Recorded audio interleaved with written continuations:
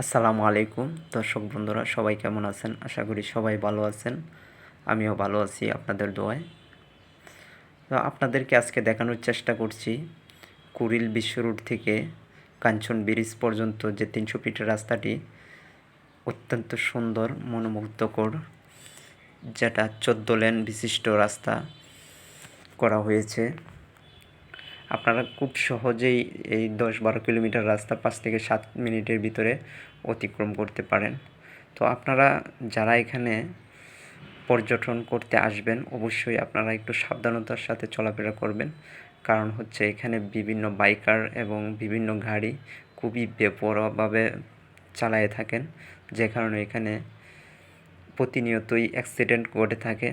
তো অবশ্যই আপনারা এখানে আসার পরে খুবই সাবধানতার সাথে চলাফেরা করবেন, এই বার্তাটাই আমার দেওয়া ছিল।